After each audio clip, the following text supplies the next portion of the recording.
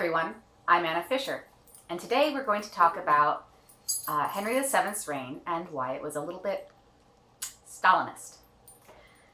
Yes, that's right. His reign, if it could be compared to anything, could be compared to the early days of Soviet Russia. And I want to talk a little bit about how that came about and the circumstances that led to it, and why Henry VII was so incredibly paranoid.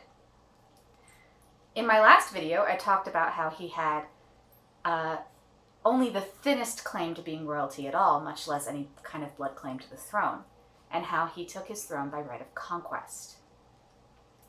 And today I want to talk about what that means, what that led to, and why he was as paranoid as he was. So, Henry VII didn't just lead Lancasters into battle.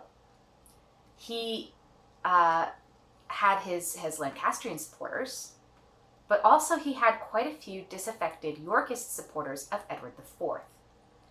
And Edward IV was the famous charismatic Yorkist king, and his children were the princes in the Tower. They were Edward V and his brother Richard, who were imprisoned and probably done away with by their uncle Richard III. And certainly if he didn't do away with them, then his actions caused them to be killed. So Richard III was not popular with many of his brother's supporters.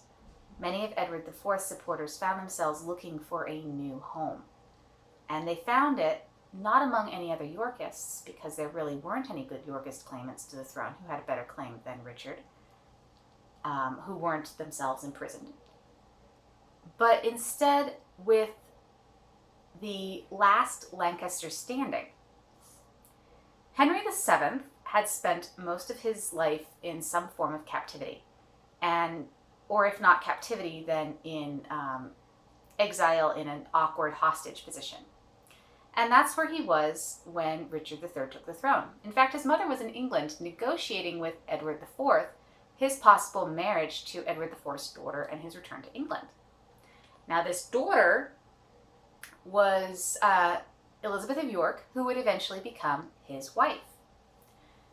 Strange how that particular alliance was equally as useful to a prospective claimant to the throne as it was to a man trying to reclaim his earldom. So Henry VII, I talked about his claim to the throne last time, but I didn't really talk about his uncles. His uncles, who were the half-brothers of Henry VI, the king who was who had some kind of catatonic mental illness, were both not claimants to the throne through the Lancaster line, but they were very, very prominent Lancaster nobility who were known to be sort of great war leaders, especially his uncle Jasper Tudor, were known to be great war leaders and strong partisans and for the Lancasters, and they regularly led uprisings for the Lancasters and for Margaret of Anjou. So Henry VII was, the nephew and only heir to this very, very famous war leader, Jasper Tudor, and had spent most of his life in some kind of exile or captivity. And in exile, he was mostly with his uncle. So when these disaffected Yorkists were looking for a Lancaster to, support, were looking for somebody to support, they set their eyes on this Lancaster with his, very, very prominent uncle. And this is why these Yorkist supporters, these supporters specifically of the dead Edward IV,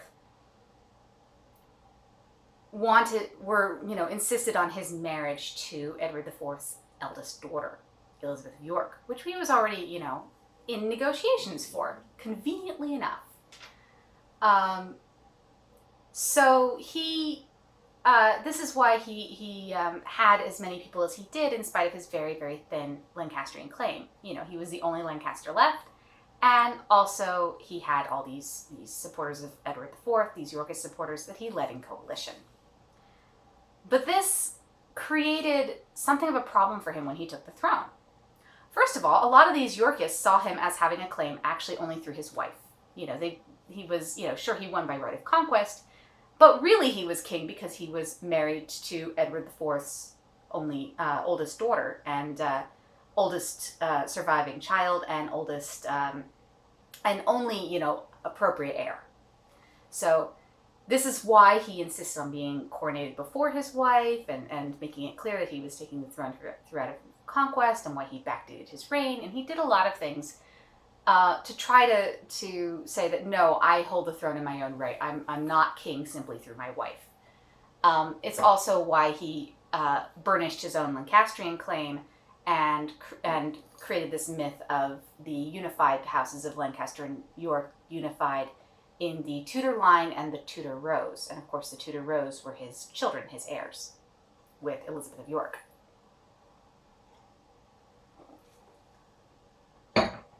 So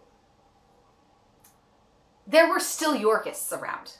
There were still Yorkist claimants to the throne who thought that this was not a settlement they liked very much, who either had been supporters of Richard or thought that, Henry VII was great at getting rid of Richard III, but now that they've been gotten rid of, Henry VII needs to be gotten rid of too. He needs to be pushed aside or brushed into the background. And there were some pretenders to the throne running around. People would support fake princes in the Tower. Usually it was a fake Richard as opposed to a fake Edward V. And there were, fake versions of George, Duke of Clarence's son, running around. People wanted to, get rid of Henry VII and put these convenient young boys on the throne that they could rule through. And these boys were often coached and primped and you can call that a fairly ugly thing. And in fact, these young boys, at least after they were first captured, tended to be treated very well by Henry VII. But, when they tried, as things got worse in his reign and he became more paranoid, eventually they tried to escape and he had them executed. So, because of this coalition government, things were shaky for Henry VII, because you could pull on any one of those lines of the coalition and break it apart and he might lose his throne and his head.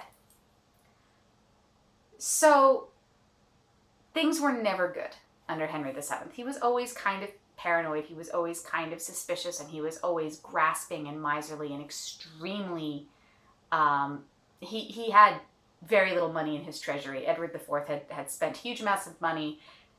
Richard III was trying to save up, but he got deposed before that could happen. So this mess landed in Henry VII's lap. So he was, trying to rebuild the treasury, which doesn't make a king very popular.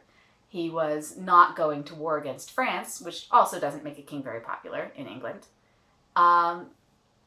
He was pushing at the Pope. He was fighting the Pope a bit because he was actually illegally smuggling certain trade goods, specifically a component of medication in dyeing called alum, which was mined in the Papal States, but it also could be mined in Turkey, and he was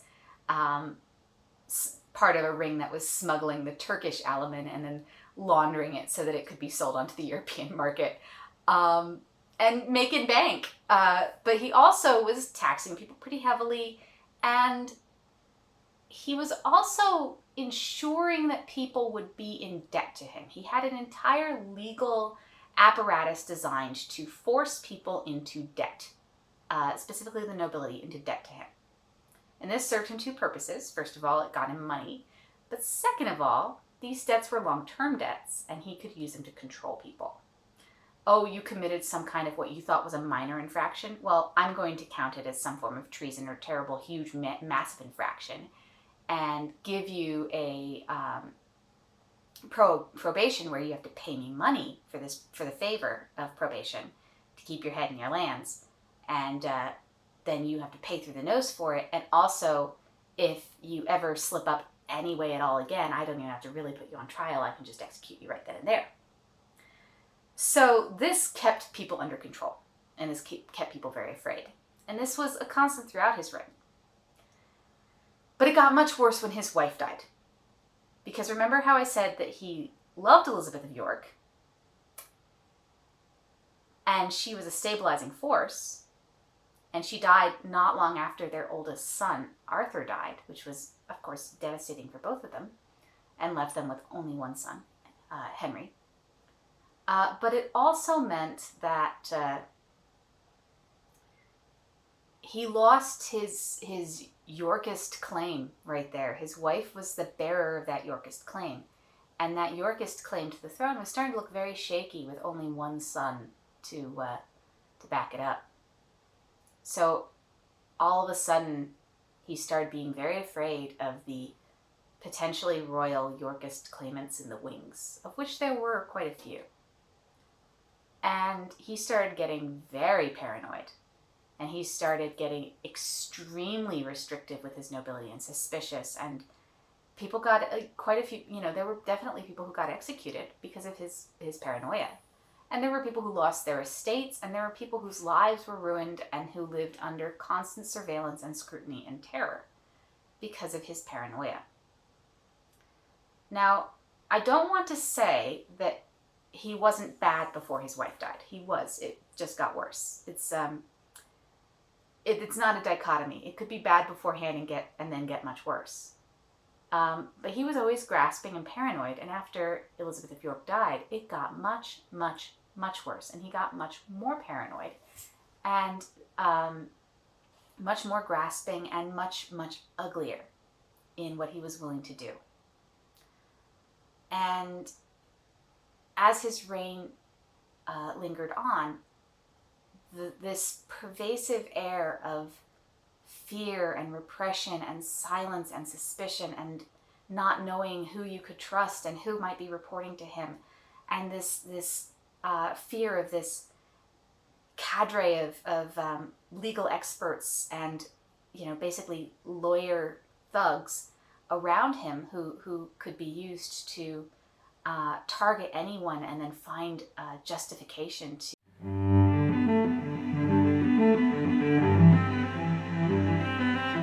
Sorry guys, my camera cut out. It does this thing where it really doesn't want me to take videos much longer than 10 minutes, and sometimes it lets me and sometimes it doesn't. And today it just decided that it was not going to do that. So, anyway, I believe we were talking about Henry VII's paranoid reign, and I was beginning to talk about his gang of lawyeristic thugs. And this gang of thugs could basically be used to find and target anyone that Henry VII wanted to be gotten rid of, or who he wanted their estate. It depended whether this was paranoia or greed. Sometimes it was both. In fact, most often it was both. And these men were legal experts, and they could twist the law around to pretty much get anybody. And so everybody in the country was terrified of them and of Pippa, terrified of them, and also terrified of Henry VII.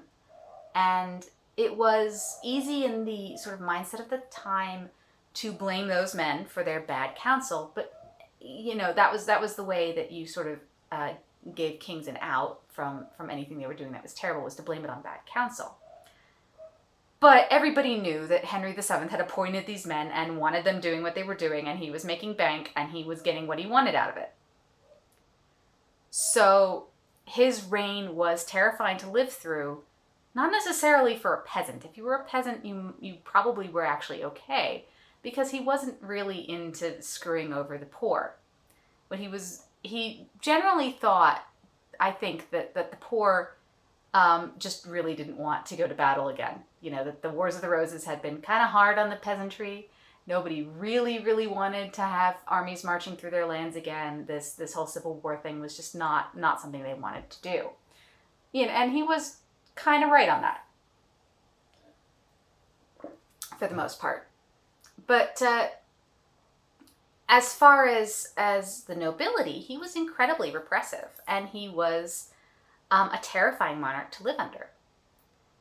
And this is, he was repressive in that very specific way that I think comes from a leader who does not have a lot of charisma or a lot of confidence in their own ability to work with people, but is absolutely bound and determined to keep power. For example, his son was much more, shall we say, temperamental, and tended to lash out and had that sort of very charismatic narcissistic kind of I am in charge and everything is good as long as you do what I say. Henry VII was, you are secretly plotting against me, aren't you? Aren't you? Just confess now. So, he had that kind of just deliberate low-level paranoia that everybody in his reign was forced to endure. And this is, I think, one of the things you can say about this is that this is one of the reasons why Henry VIII came to the throne and people just heaped adulation and lavished praise on him because he wasn't his father. And people thought, now that his father is dead, the terror will lighten up. And to an extent it did. And Henry VIII's kind of terror was very different. He had a terror that involved, partying and tended to be much more of a sort of joyous frat by, oh boy, by the way, I'm going to kill you. Whereas Henry VII had a very different sort of constant suspicion level of fear and paranoia in his reign. And I think it's important to look at Henry VII's reign and the repression and the terror and the way that it was very, very similar to a sort of to certain modern totalitarian regimes, given his suspicion and his fears and his attempting to, through paranoia and fear and repression, deal with the weaknesses in his own sense of legitimacy. That we can look at that and explain why Henry VIII was so popular early in his reign, so beloved for so long, and able to get away with so much for so long. So what does this tell us as writers?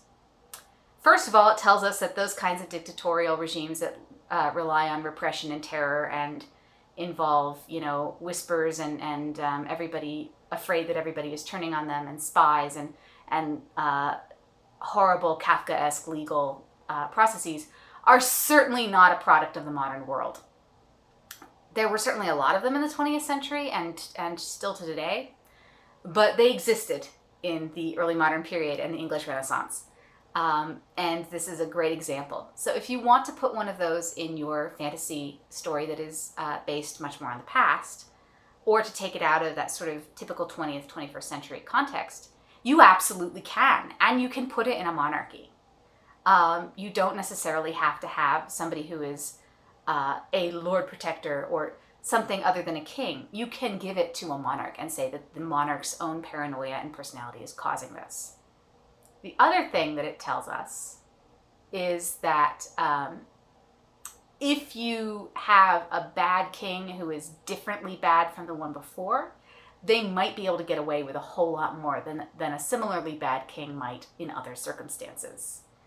And both of those are very, very important to keep in mind for world building, especially the idea that you can, in fact, have that kind of paranoid repression in a pre-modern and early modern context. Anyway, my name is Anna Fisher. My social media links are in the description below. If you enjoyed this video, please consider liking this video and leaving it a comment. And if you really, really enjoyed this video, please consider subscribing to my channel and hitting that little notification bell so that you might be able to watch more of them. I hope you had a wonderful day so far, and if it hasn't been lovely so far, I hope it gets better soon. Bye-bye for now, and I hope to see you in the next video.